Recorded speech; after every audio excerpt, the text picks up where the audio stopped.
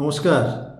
আজকে আমার আলোচ্য বিষয় বাংলাদেশ পরিচালনা বা শাসনকাল বা বাংলাদেশের শাসন ব্যবস্থার সময় মেয়াদ সম্পর্কে কয়েকটি তথ্য। আমি যে তথ্যগুলো দিব হয়তো আপনারা সকলেই জানেন, তারপরও আপনারা জানেন বাংলাদেশ স্বাধীন হয়েছে প্রায় 54 বছর, অর্থাৎ 1971 সাল থেকে 2025 54 বছর স্বাধীন হয়েছে। এই 54 বছরের ভিতর সামরিক শাসন চলেছে বাংলাদেশে 15 বছর, বেসামরিক শাসন ব্যবস্থা চলেছে 38 বছর।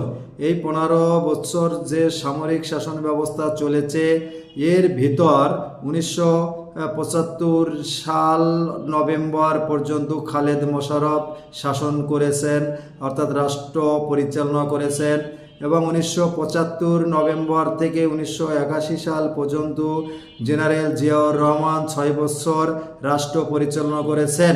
1982 সাল থেকে 1990 সাল পর্যন্ত রাষ্ট্র পরিচালনা করেছেন লেফটেন্যান্ট জেনারেল হুসাইন মোহাম্মদ এরশাদ।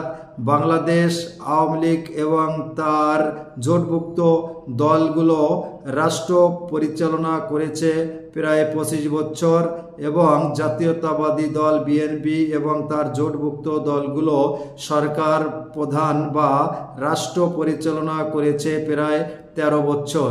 সামরিক শাসন চলেছে 15 বছর, বেসামরিক শাসন চলমান 38 বছর।